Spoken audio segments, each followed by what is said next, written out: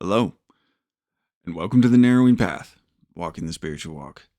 My name's Stephen Van Eierstein, and welcome back for the second video episode of this podcast. And today we're going to be going over Chapter 2 from the book As A Man Thinketh by James Allen. This is the longest chapter in the book, by far, actually. And so I'm not sure how long this is going to take us, but might be pretty lengthy, but I'm going to try to really get to the meat of this and keep us on track with it. Thank you, everybody who jumped on and watched last week's video. If you didn't see it, go ahead and check it out. It was the first video podcast on for this podcast. Actually, it was pretty awesome. I was very excited about it. Got a couple of views on it, which was always which is a joy. And I hope everyone that's listened has found some benefit in it. But if you haven't, if you're seeing this one first, please don't hesitate. Go ahead, check out the first one, which was the review of the chapter 1 of James Allen, As A Man Thinketh. That was Thought and Character. Today's is going to be chapter 2, Effective Thought on Circumstances. This is one of the copies of the book that I have. And this is the one I read out of. And then I have another copy here that I'll be going through. And obviously I've got a note or two in it. Which is kind of what happens here. It makes it easier for me if I can just read along and mark up the book, but I don't want to do it in one of my antique copies. So I'll be reading out of this one today and just kind of going along with it. So I'm excited about all of this. This has been a great experience for me, and I hope it has been for y'all as well. So let's get into it. This is chapter 2 of James Allen's book, As A Man Thinketh, Effective Thought on Circumstance. So I really enjoyed this one because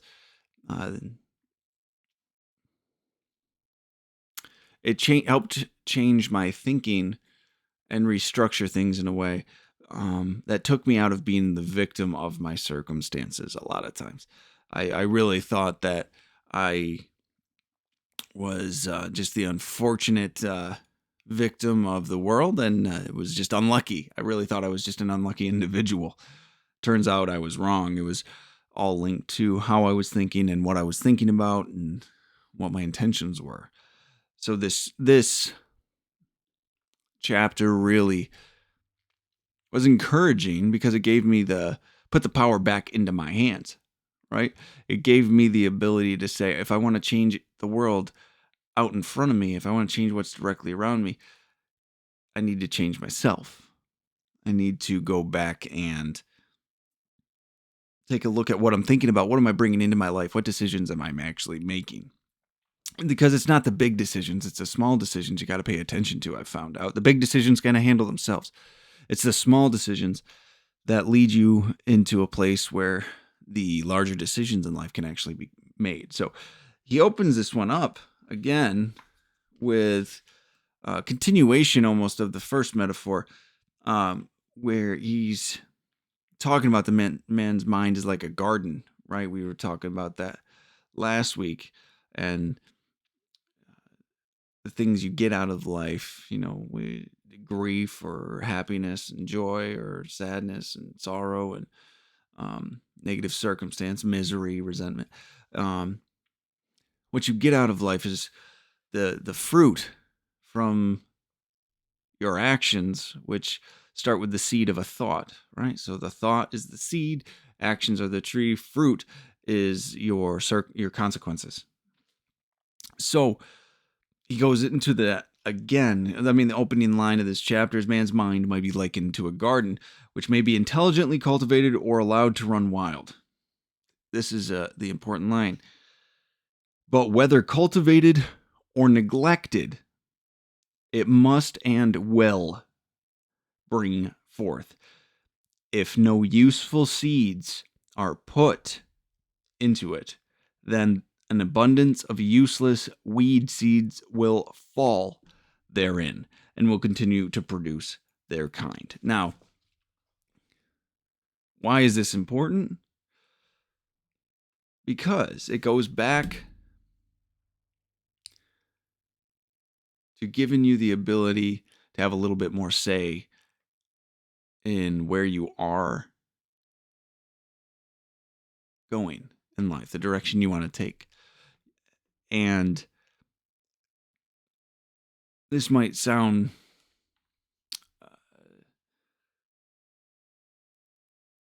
obvious to many, but I didn't understand that what I was feeding myself was shaping what I was thinking about. And now what I was thinking about was then shaping my actions, which then shaped my circumstances. That's the chain of progression here, right? And what he's telling me here is I get to choose the seeds I'm planting.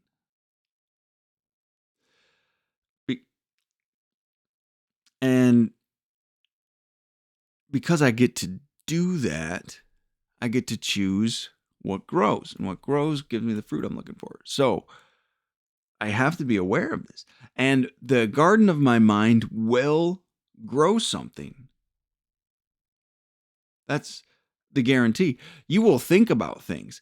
Now, what you want to think about is really up to you. What are you consuming on a daily basis? Who are you surrounding yourself with? What are the conversations you're having? What are you watching? What are you listening to? What are you reading? What are you choosing to place into your mind? Because there's always input going in. There's always information going into our bodies. There's always information going into our minds from one way or another. What are you choosing to put yourself around? And when you do that,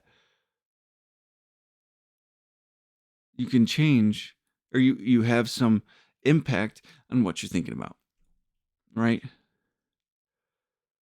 What type of music do you listen to? Like, that's the extent this goes to. It all matters. It really does. It all matters.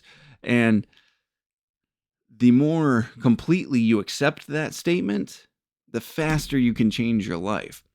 When you can fully and wholly accept the statement that everything matters, you become very much more aware and you care much more about what you're actually doing and the steps you're taking. All right.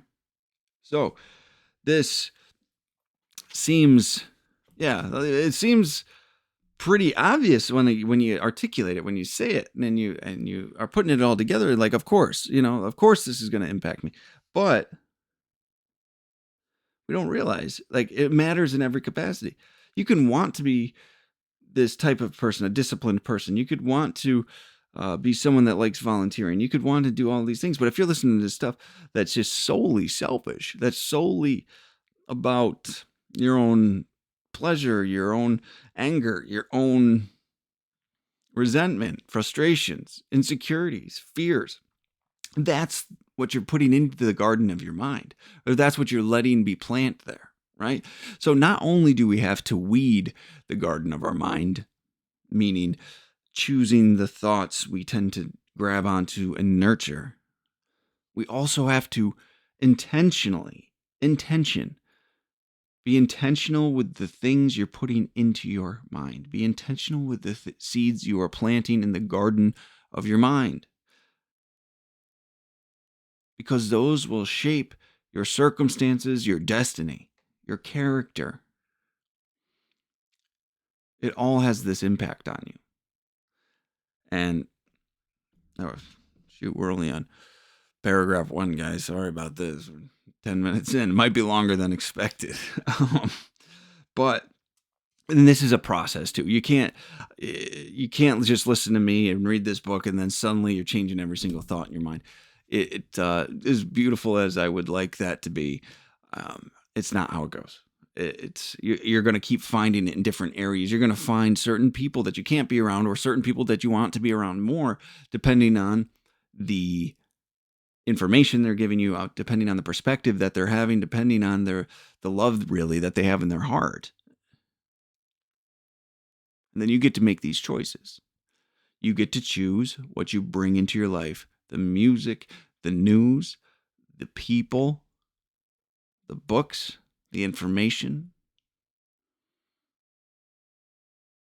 It's all a choice you get to have. And all of those things will play a part in developing your character and your circumstance. So it's very, very important to see these things. And the thing I'm going to jump to next is a couple paragraphs down. It starts the paragraph with thought and character are one, which is what we talked about in chapter 1. And as character can only manifest and discover itself through environment and circumstances, very important, the outer conditions of a person's life will always be found to be harmoniously related to his inner state. Now, what does that mean? That sounds important. Well, yeah, because it is. It's extremely important.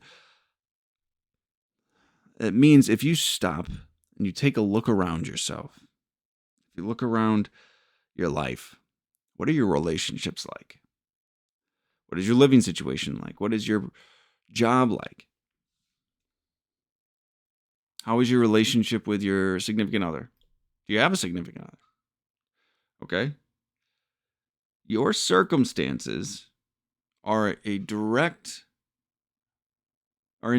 relation to your thoughts. Okay? The outer conditions of a person's life will always be found to be harmoniously related to his inner state.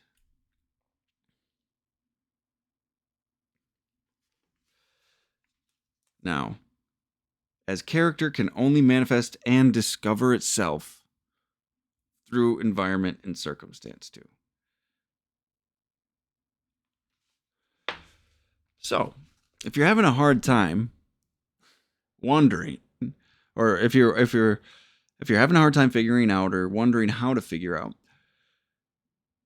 what you're thinking about, take an honest look at your circumstances and your situation.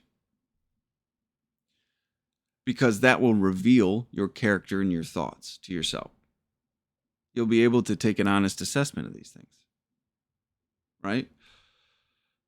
Are things the way you want them? Do you seem to date the same person over and over again with different names? If you do, you'll know what I'm saying. Are you always struggling for money? Are you always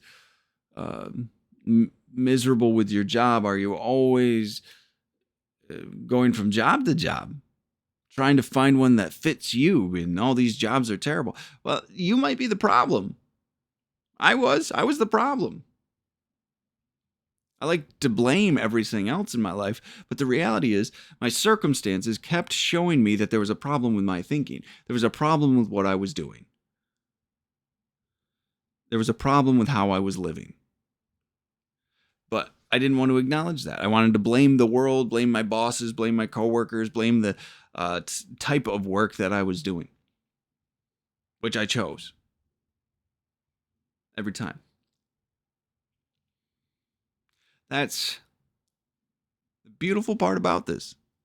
Is I chose it all. But take a look at your circumstances, and he says in the bottom of that paragraph, but those circumstances are this does not mean that a man's circumstances at any given time are an indication of his entire character. Let's say you're in a certain situation and you've recognized that it's your responsibility and you're changing that, right? But you're still receiving the consequences of your previous thinking and previous actions. Your circumstances might not reflect directly as to the changed thinking you have about your situation or whatever area of life you're changing your thinking about. So there can be some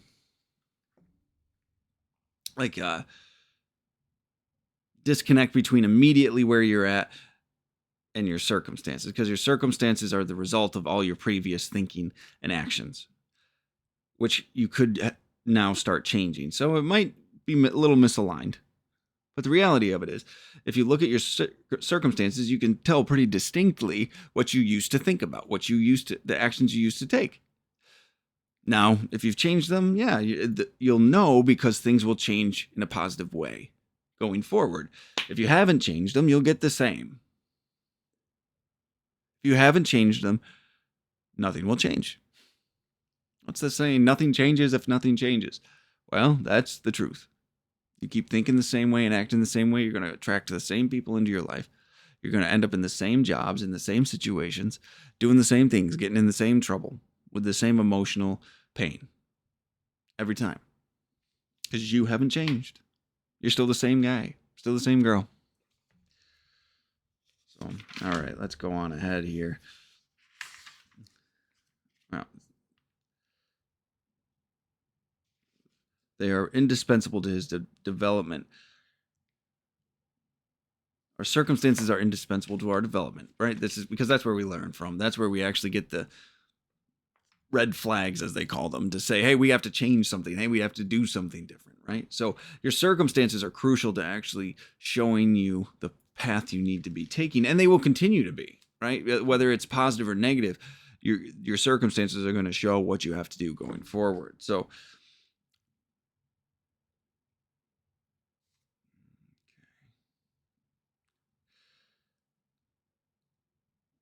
the next paragraph I'm going to kind of give a look at for you is that as a progressive evolving being, man is where he is, that he may learn and he may grow. That's why we have the same repeated experiences over and over again too, right? Because it's showing something, a pattern you have, a thought process that you have that needs to change. And as he learns the spiritual lesson, because the spiritual lesson is the alignment with right thinking, which is the virtuous thinking, which is Christ-like thinking, God-like character, however you want to phrase that, righteousness, virtuous.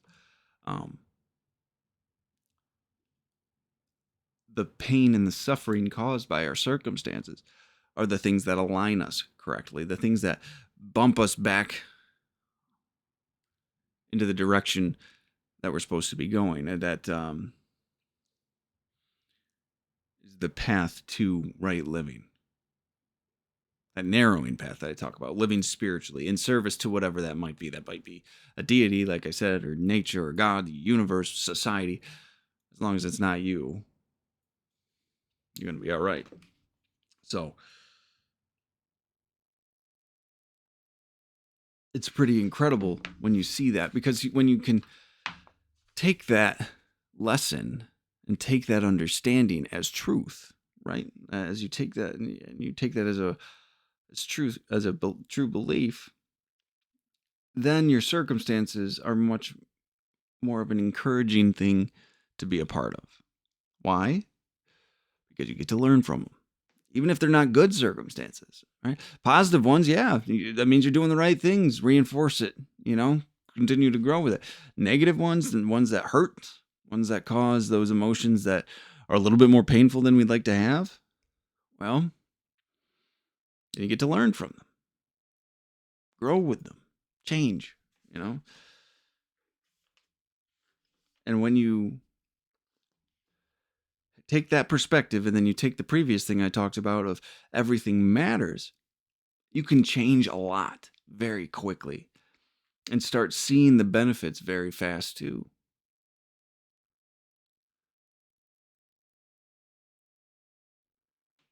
It can happen quicker than you realize. It says here, when a man earnestly applies himself to remedy the defects in his character and it makes swift and marked progress, he passes rapidly through a succession of vicissitudes, right? Which means it changes quickly, really. So the more thoroughly and completely you apply this and practice these understandings and this principle, the quicker your life will change. And the quicker these changes will come on. So the beginning of the next paragraph is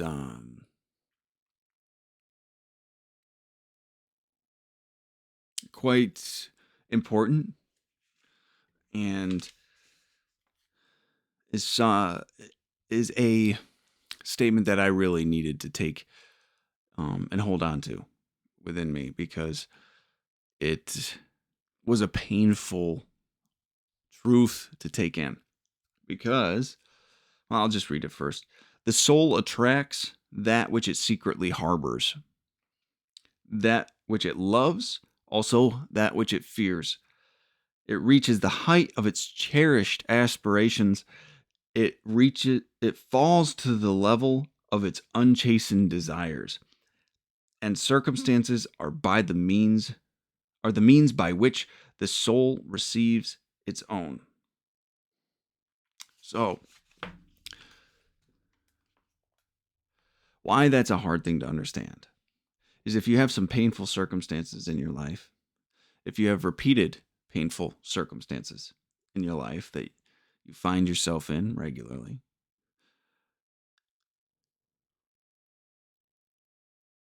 you have to take a look and see if that's what you're holding on to. Now, that doesn't mean you like, let's say if it's a painful situation, abusive relationship, something of that nature, that doesn't mean you like the pain necessarily. But it does mean you're holding on to some fear in your heart that keeps bringing this situation to you, that keeps putting you in these circumstances that you don't want to be in anymore. Your circumstances will show what you're attracting to yourself. And those things you attract to yourself are through your thoughts and your actions. Because your actions will display whether you want them to or not, whether you think you're hiding it or not, or you think you've buried it far enough down, deep enough. They will show. It will come through in some way, in some form. I promise you they will. So if you've got some things in your life that are repeatedly showing up, there's something in you that's bringing that to you consistently throughout your actions. And that was hard. As hard as it was, though, to accept that, there was power in it too. There was strength in that understanding. There's something in me that's reaching out and bringing this to me. When I could understand that, when I could see that, when I believed it, I was able to start changing those things. But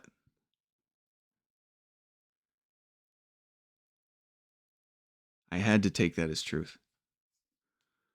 I had to take that as truth. Everything in our life is for us to learn from, especially the repeated situations that we find ourselves in. And I know it's not a fun thing to say, but it's been my truth. It's been what's given me the ability to walk freely today from some pretty nasty habits and some pretty hard situations. So, it's been my experience, and I fully believe it.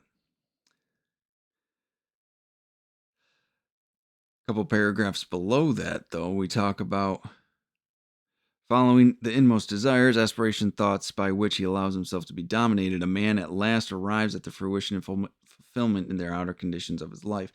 And there's some parentheses in there. Pursuing the will-o-wisps of impure imaginings, or steadfastly walking the highway of strong and high endeavor. So, if in your soul, if in your mind you are only out to serve yourself, you're selfish, you're self-centered, that's the only thing that you care about, that will show.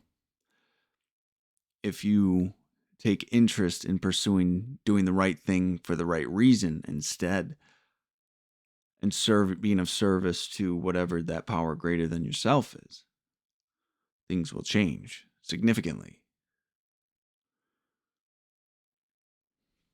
So,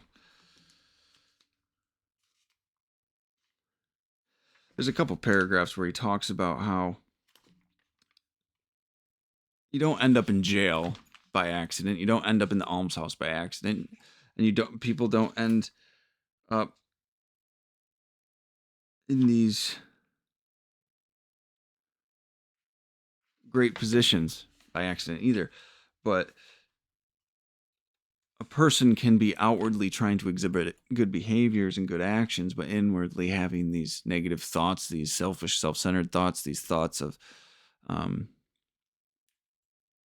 these desires to have something that they have not yet justly earned, right? It says, nor does a pure-minded man fall suddenly into crime by stress of an external force. Criminal thought has long been secretly fostered in his heart, and the hour of opportunity revealed its gathered power. So if you're having thoughts that are really selfish, they're self-serving, they're things that are really not healthy thoughts, you have to address those. You have to acknowledge them and change them. Suppressing them or just in the wee hours of nights, selfishly entertaining them, whatever it might be. It's just letting them grow in strength and power until the day comes where they can show up and you do it. And it happens. The thought was always there. You don't just suddenly commit a crime. It's not how it goes. It wasn't my experience.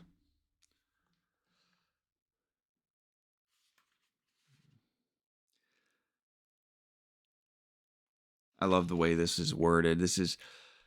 He revisits the concept regularly, and this is one of, I think, my favorite wording of it in this chapter. Circumstance does not make the man, it reveals them to themselves. How many people think that they're the victim of their own circumstances? They're the victim of their own upbringing, of their genetics, of this or that. Those can have a part initially in the creation of you as your body's maturing and your mind's maturing and your soul is maturing. But when do you take full responsibility and accountability for who you are? Circumstance does not make the man. It reveals him to himself. So if you're constantly pointing fingers, if you're constantly in a place to say, oh, it's not my fault, it's 100% your fault because you're aware of it and you haven't done anything about it. That's not necessarily the most favored or highly looked upon perspective these days, and I know that. But it's true. It's absolutely true. If you're willing to put the work in and change how you think, you can. I truly believe that for every single person. Every single person that has a desire to change can change. But if you want to stay the victim and you want to stay having and performing these actions and behaviors because they serve you in some way, because they make you feel good, they make you feel powerful, they make you have this selfish fantasy become fulfilled, whatever it is, that's on you.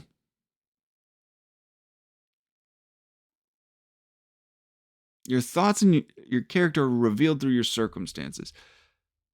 And you can change those by changing who you're around, what you think about, what you put into your body, what spiritual information you're taking in. Everything you choose to be around and take into yourself will bring you closer to a spiritual way of living or a selfish way of living. Service to yourself or service to God, your deity, or that power greater than yourself, whatever that may be. What are you going to do? What is it? Where are you going to go?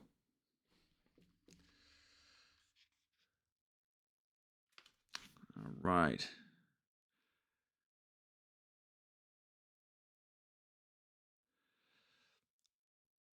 Man is the maker of himself and the shaper and author of his environment. The soul comes to its own, and through every step of its earthly pilgrimage, it attracts those combinations of conditions which reveal itself.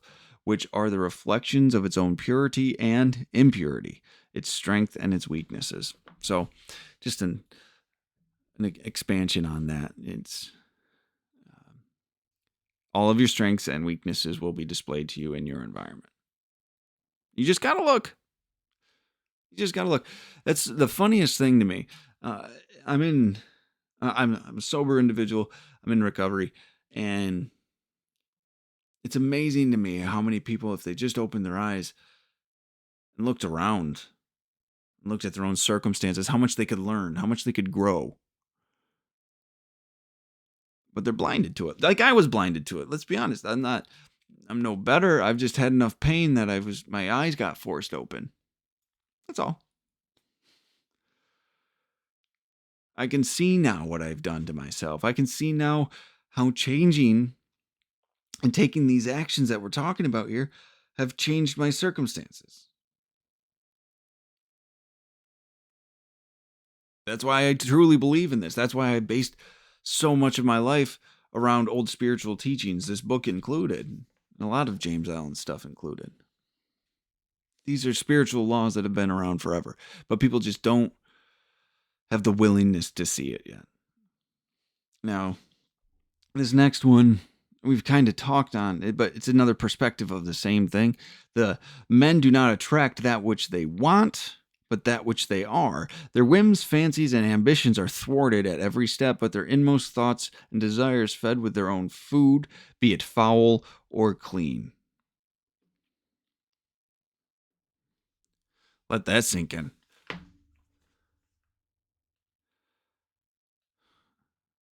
It sucks. This one kind of sucks.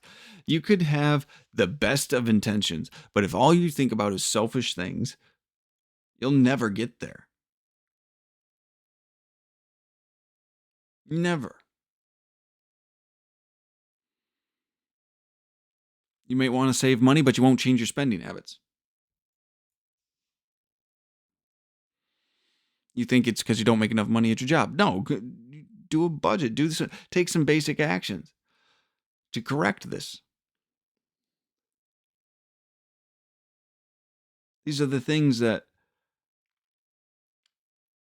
we get discouraged with because, honestly, these are things that I used as ammunition to say there was no deity, no God, or any concept of God, right? It was because, oh, well, I really wanted this to happen. I really was trying to help this person.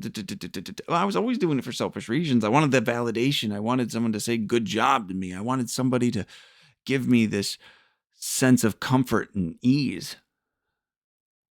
So I was doing it for selfish reasons. And when it backfired, which of course it did, it was my own fault. Then I get angry. I get resentful. I think the world's unfair. When in reality, it all boils down to me every time as being the problem. So I can have these thoughts and ideas, these whims, I think he calls them, and these grandiose hopes. But if I'm not willing to change my heart and my mind and what I feed myself and do the work necessary to allow these things to come into fruition in reality, then I'm thwarting myself. I think that's the word he used earlier. I'm constantly getting in my own way, is how they say in the recovery community. I'm my biggest problem. I stand in my way all the time. A line in a couple sentences down. Only himself manacles man. Thought and action are gallowers of fate. They imprison being base. They are also angels of freedom. They liberate being noble.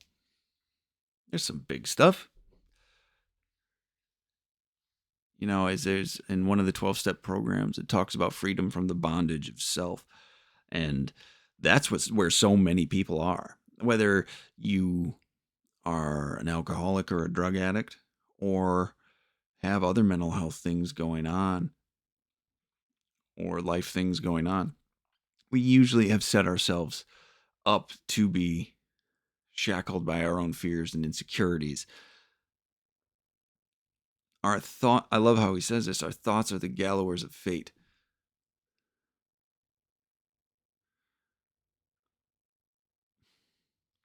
They set up our own prisons for us. We choose them.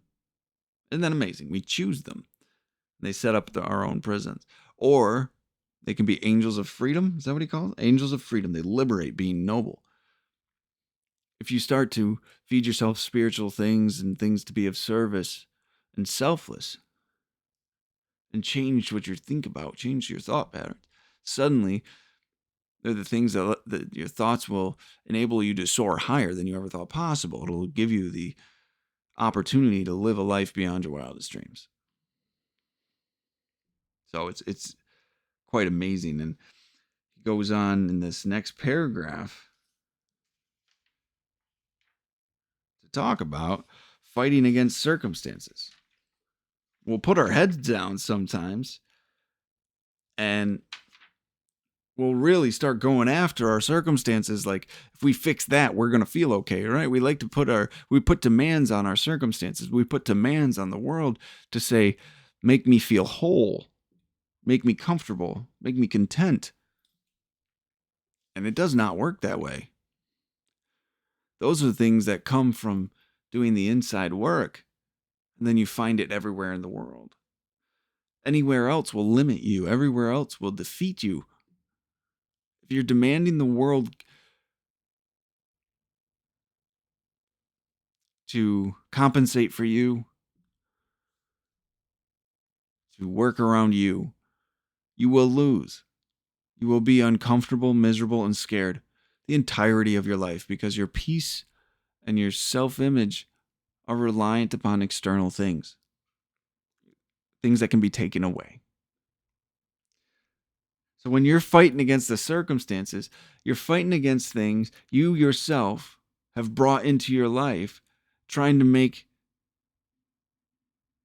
the world suit your needs. And then when it doesn't work, you're constant. Then you put the fight external to you, right? It says, in the light of this truth, what then is the meaning of fighting against circumstances? It means that a man is continually revolting against an effect without, while all the time he is nourishing and preserving the cause in his heart. That cause may take the form of conscious vice or unconscious weakness, but whatever it is stubborn. It's stubborn. Whatever it is, it stubbornly retards the efforts of its possessor and thus calls aloud for remedy. There's some big red flags in your life that there's a problem, but you think those are the problem.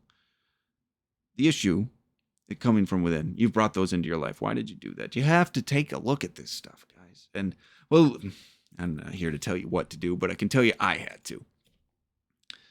Maybe you can do it a different way. But the next line in that, men are anxious to improve their circumstances. I'm constantly looking outside of me. I want this to be better. I want this to be better, right? But are unwilling to improve themselves. They therefore remain bound.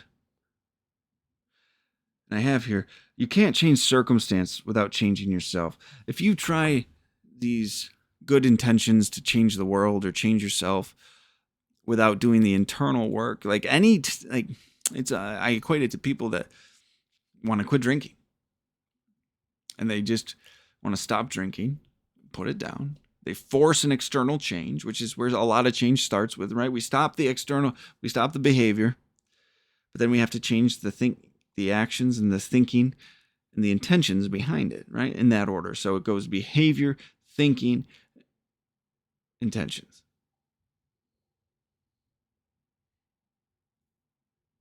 Serving yourself, you're serving others, then it goes into the thinking based on that.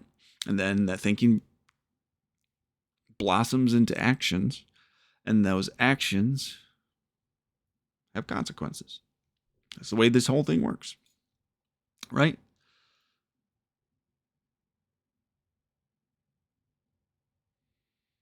That's the way this whole thing works. But you can't force the outside change and not change in here and think that outside change is going to hold. It won't. It absolutely will not be a permanent change. It will only ever be temporary. Because every inch of your body and your soul is screaming to have it back. Whatever that negative thing is. It needs it. It's what it does. You have to change yourself first. And then that change of behavior will become permanent. That's what this spiritual way of living entails, guys. Time's flying by for me. And this is not just for one area of life. This isn't just with the people around you. This is something that affects every area of life. Like I've talked about, this is your romantic relationships, your friendships, your co-working relationships, your relationships with your employer, the job you choose to take, the way you spend your money, the way you spend your time. This is an all life problem. This is an all life way of living. Maybe it's a better way to say it. This is a design for living, as some might say.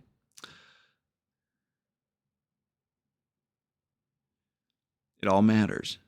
Remember that. It all matters.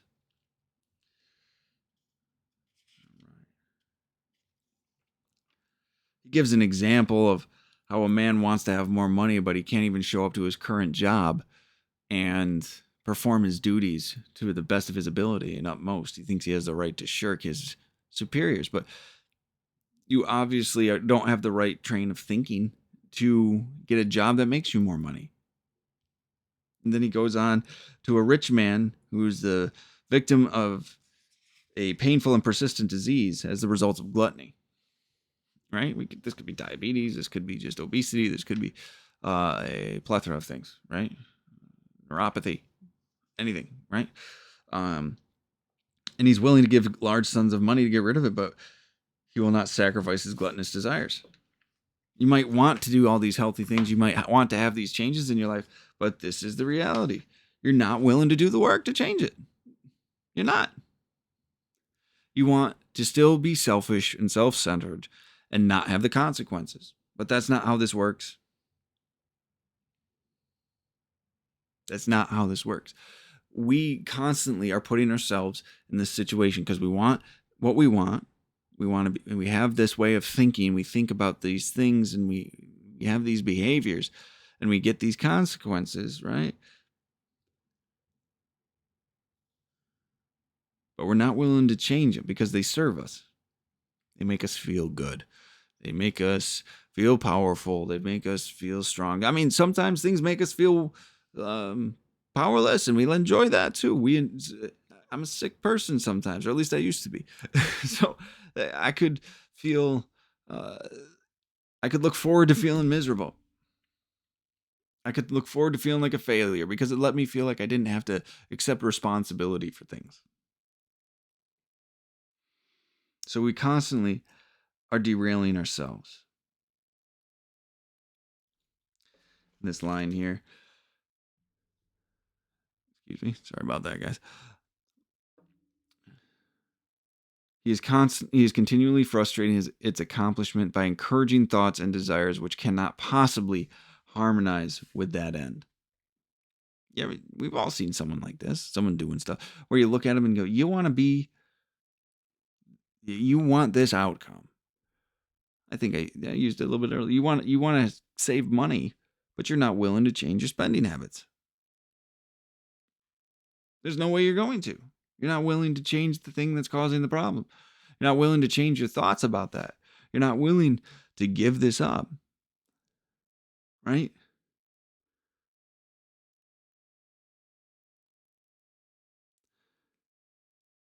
And then we play the victim to it. But the reality is, we're not.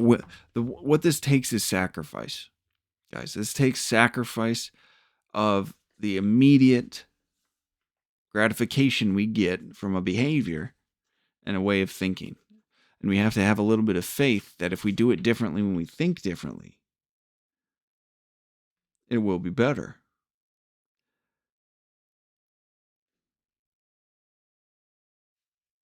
It takes doing something different to get a different result. right. Where do I jump to next? This chapter's so large I can't do every single paragraph, which is kind of a sad thing. Every single paragraph in this is incredible, to be honest with you. So let me see. What did I have written down next?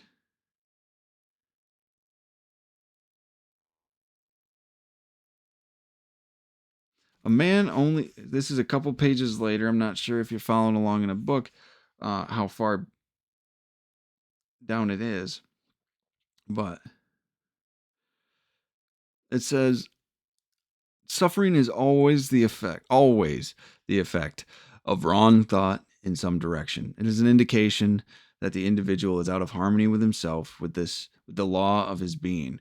The sole and supreme use of suffering is to purify, to burn out all that is useless and impure. Suffering ceases for him who is impure. There could be no object in burning gold after the dross had been removed, and a perfectly pure and enlightened being could not suffer. This is giving purpose. This was actually something that I was happy to find out because I felt like my whole life was suffering when I finally got sober. Why did everything hurt? Right? Well, there was a lot of lessons I had to learn. When I could take suffering as a pathway to peace, when I could take suffering as an indicator and a flag that I needed to do something different, I became much more willing to change that. I became much more willing to take a look at it and say, what do I need to do differently now? Thank God for that. So to find out suffering isn't a permanent state of being, it lasts only as long as I'm willing to suffering only lasts as long as I am not willing to change. I change, the suffering goes away. My mental anguish disappears, my physical ailments start to clear up. My relationship starts getting better. It's amazing. But I thought I was just in a permanent state of suffering because I was the victim of the world. We talk about that a lot.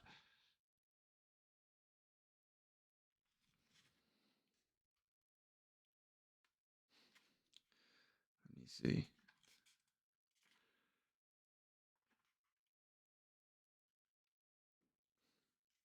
This is a process of self-discovery. And when we're talking about this through our circumstances, it's a lot of pain, it's a lot of uncomfortability to actually look at. And I know this, but I can tell you this.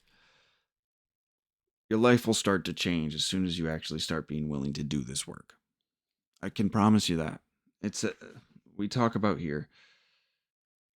Man has but to right himself to find the universe is right. It's an amazing thing for me. When I finally started doing this work, I realized it wasn't the universe that needed to change, it was me. And then suddenly I didn't need the universe to change to serve me anymore. And when I stopped having to do that, my life started to change, and the universe, it was interesting because as soon as I stopped demanding that it serve me, the universe it felt like working much more willingly for me. Things started coming to me, and my luck seemed to change. And which is kind of mind blowing. So, and during the process of putting himself right, he will find that as he alters his thoughts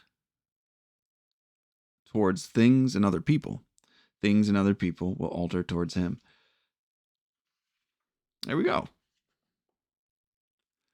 It's reciprocated in our interactions. When I stop being so selfish, so self-serving, suddenly everything starts getting better. Absolutely everything. When I start to actually have thoughts of selflessness and service to other people and doing the right thing for the right reason because it's the right thing to do, suddenly my interactions with people get better too. Other people will alter towards me, have altered towards me, because I'm not trying to get something out of them, even unconsciously doing it. I would do that all the time. I was a validation and pleasure seeking individual, and I didn't even know it. So when I started to actually take a look at why things hurt, I was able to start changing my life. And then my relationships just got healthier. The proof of this truth is in every person, and it therefore admits of easy investigation by systemic introspection and self analysis. Let a man radically alter his thoughts, and he will be astonished at the transformation it will effect in the material conditions of his life. Men imagine that thought can be kept secret, but it cannot. It rapidly crystallizes into habit, and habit solidifies into circumstances.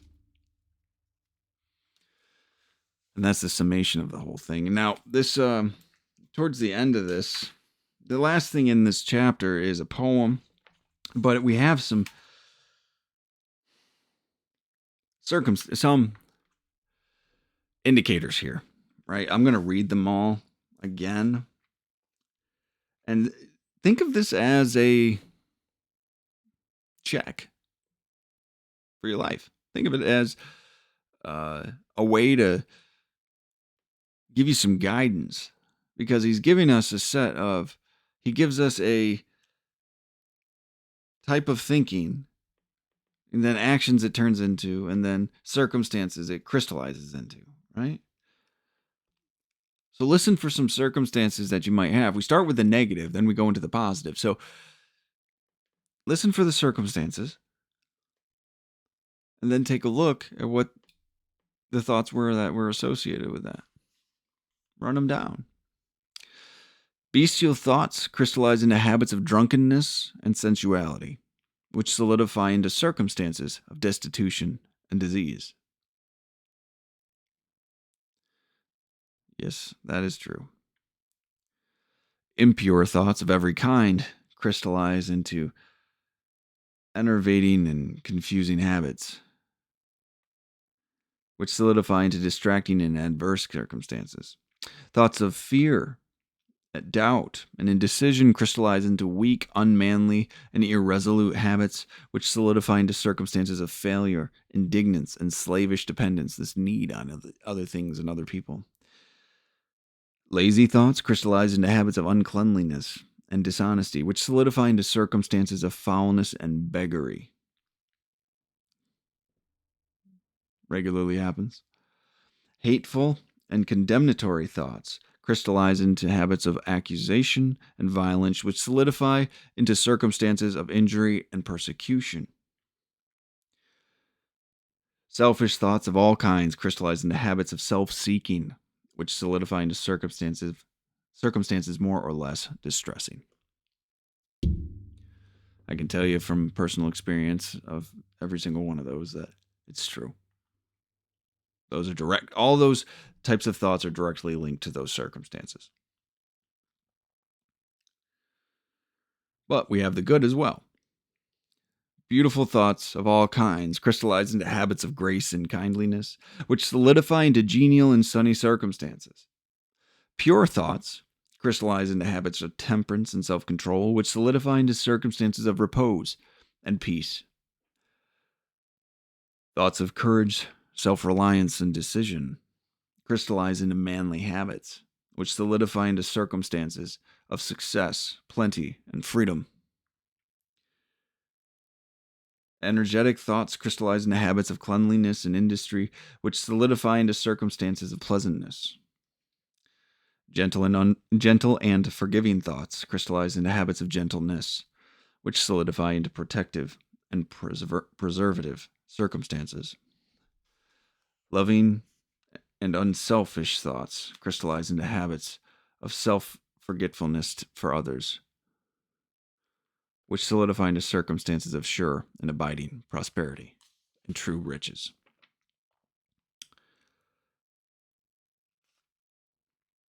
So listen, if you heard something kind of stuck out to you, rewind it, play it again, see if you can find any thoughts that he's talking about that might relate.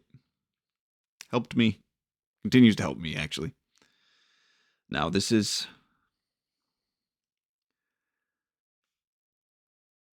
I'm going to read this whole paragraph here. A particular train of thought persisted in, be it good or bad,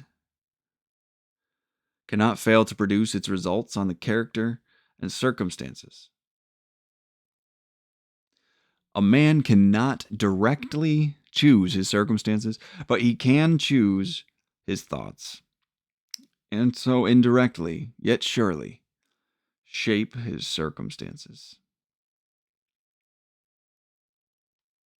Whatever you're thinking about, good or bad, will shape your actions, which will shape your circumstances.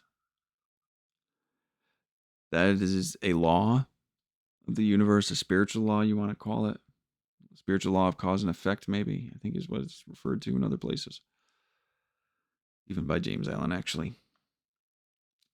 That is a law that will occur regardless of what it gets fed. Selfishness, self-centeredness, you'll get this. Selflessness and service, you'll get that. Cause and effect. It's as simple as that, really, at the end of the day. And just remember, you're the only one standing in your way. You are the only one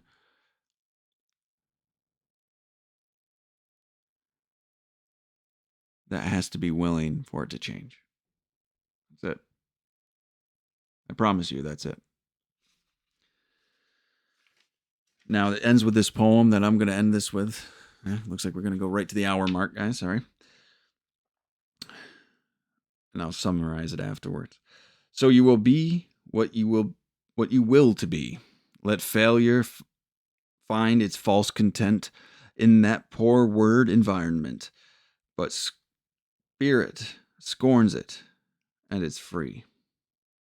I'll actually do it paragraph by paragraph. So you will you will be what you will to be. You will be what you're putting energy and thought into, right?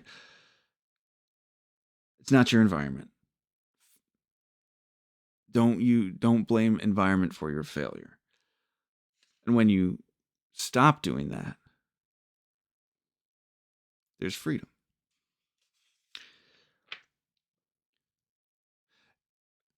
It masters time and conquers space. It cows that boastful trickster chance and bids the tyrant circumstance uncrown and fill a servant's place. So it's saying when you take this way, when you properly apply your will to changing your thinking about things,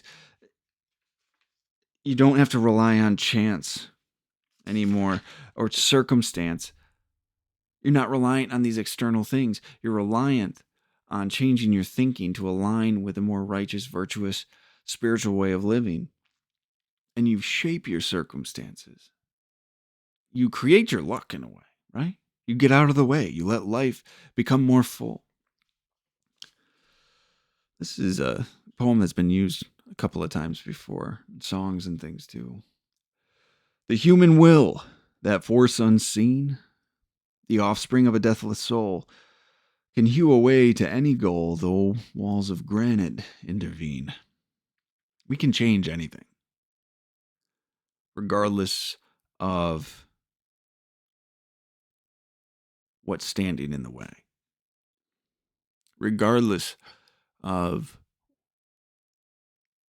what blocks come up. The human will, the force unseen, the offspring of a deathless soul, can hew a way to any goal through walls of granite, though walls of granite intervene. You have more power than you realize. Oh, it sounds corny. It sounded corny to me at first too. Now this last stanzas, I love this. Be not impatient in delays, but wait as one who understands. When spirit rises and commands, the gods are ready to obey. Now, why I love that? It's saying, recognize this now, quickly. Start doing this work quickly.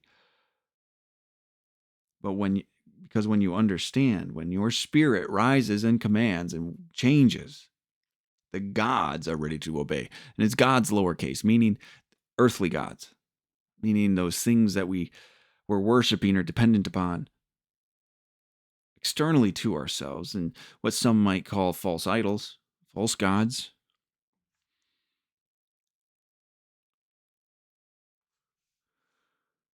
they're ready to obey us then. This isn't in like some tyrant, um, all powerful being type of sense, but in a you need nothing from them. So you do not serve them anymore. You do not serve these false gods, these gods of validation and greed and lust and selfishness and self-centeredness. You no longer need them. And in fact, it's the power gets swapped back to you. You walk uprightly and with confidence, and the whole world's different. So, all right. Well, there we are. That's the end for chapter 2. Beautiful, beautiful chapter there. Lots in there. I pulled out a lot of the relevant information, but I really, excuse me, sorry, I think my phone was streaming through my phone. Sorry, guys. I would encourage anybody to get this book and read it, tear it apart, mark it up like I do. You know, that's how this goes, okay? Everything. There's so much to be learned from this, and I hope I do it justice with these overviews, but I am looking forward to doing the reading next week, going into the 3rd chapter, which I think is Thought on Body, Health and Body. I think is what it's called. Hold on, let me check for you. It is The Effect of Thought on Health and Body. And we'll read that next week. It should be a little bit shorter reading, of course, and we'll go from there. So I'm looking forward to it. Thank you, everybody, for your support on this channel. Go ahead and check out our Facebook page and enjoy the rest of your weekend. And I appreciate it. So until next time, thanks.